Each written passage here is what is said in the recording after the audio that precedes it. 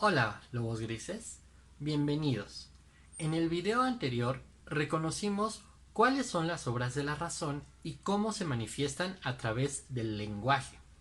Distinguimos también entre actos del habla constatativos o proposicionales y actos del habla realizativos. Ahora, identificarás el contexto de la argumentación y su propósito. Además, identificarás argumentos con base en su estructura.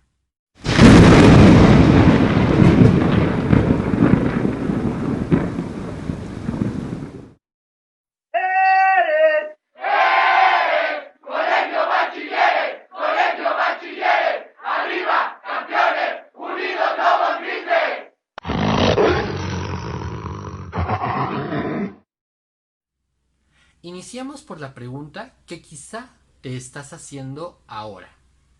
¿Todo esto que hemos visto, para qué? ¿Tiene algún sentido la materia de lógica?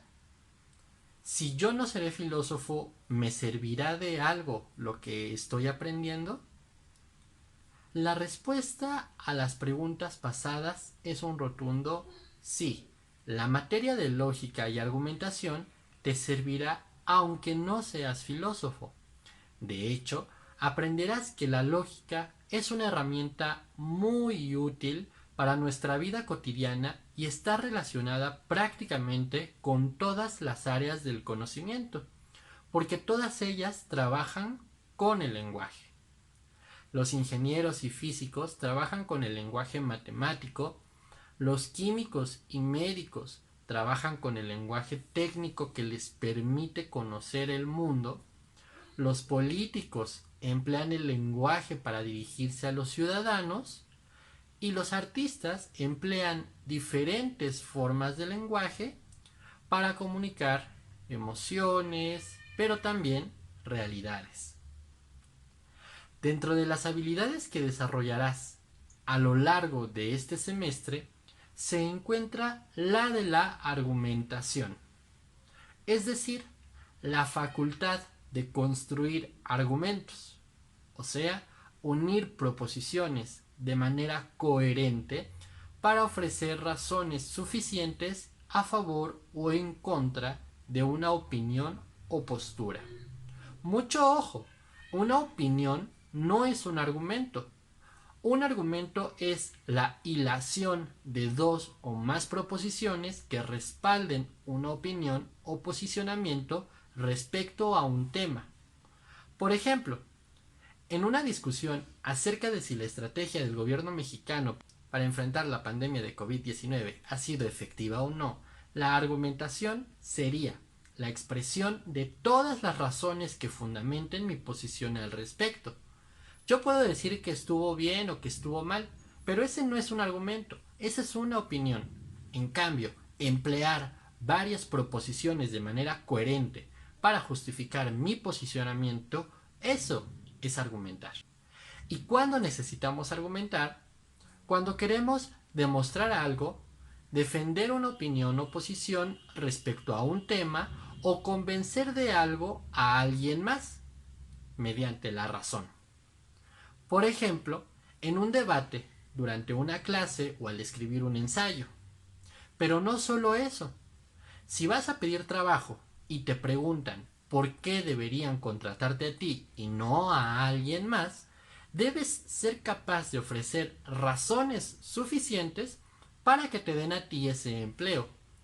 Si quisieras proponer una nueva ley, tendrías que argumentar por qué esa ley debe ser aprobada. Si un profesor te reprueba y consideras que fue injusto, debes dar razones de por qué piensas eso para defender tu calificación. Un abogado en un juzgado debe argumentar por qué su cliente es inocente. Si eres médico y tu paciente te increpa por qué has decidido cierto tratamiento, debes ser capaz de argumentar esa prescripción. ¿Ves cómo la argumentación tiene un papel central en la lógica y además se encuentra presente en la vida cotidiana? La pregunta ahora es, ¿cómo identificamos un argumento para poder construirlo y analizarlo. La respuesta a esta pregunta se puede inferir de lo antes dicho. Si un argumento busca defender una posición u opinión respecto a un tema con base en razones suficientes, podemos distinguir estos dos componentes básicos: una posición u opinión y las razones de esa posición u opinión. A las razones de esa posición u opinión les llamamos premisas, mientras que la posición u opinión defendida se le conoce con el nombre de conclusión. Todo discurso que emplea premisas o razones para sostener una conclusión, una posición u opinión a defender, lo podemos identificar como argumento. Veamos el siguiente caso. La proposición 1, México es un país con altos niveles de sobrepeso, obesidad y enfermedades crónico-degenerativas como diabetes e hipertensión. La proposición 2 es: muchas de estas condiciones están directamente relacionadas con un estilo de vida sedentario y malos hábitos alimenticios. La proposición 3 es: por lo tanto, si México quiere reducir el sobrepeso, la obesidad y las enfermedades crónico-degenerativas de su población, debe promover la actividad física y la buena alimentación.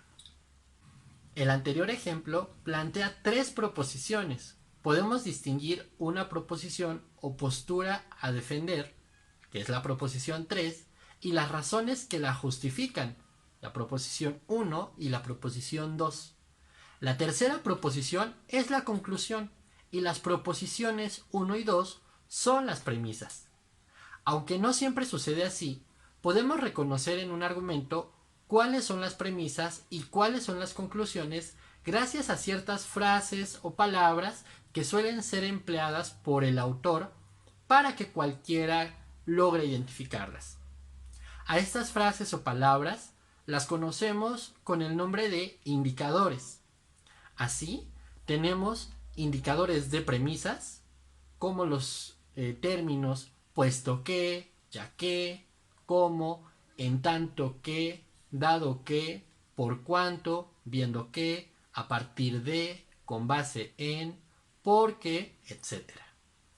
Algunos indicadores de conclusión son: por lo tanto, por ende, así que, de ahí que, en consecuencia de lo anterior, por consiguiente, como resultado, luego, entonces, llegamos a la conclusión de que, etc.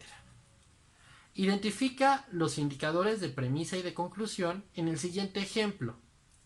Debido a que tienen un carácter mucho más sociable que otros animales, los perros son, por lo tanto, mejor mascota de compañía para los niños pequeños.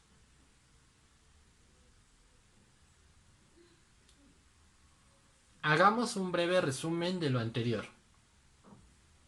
Los conocimientos que brinda la lógica tienen utilidad en nuestra vida cotidiana, académica y profesional. Una de las habilidades que promueve es la de la argumentación, que consiste en relacionar razones suficientes para sostener una opinión o posición respecto a un tema. Para desarrollar esta habilidad, debemos reconocer que un argumento se compone de premisas y conclusiones que pueden ser identificadas gracias a indicadores como con base en, debido a, ya que, en el caso de las primeras, y por lo tanto, entonces sí, así que, en el caso de las segundas. Hasta la próxima.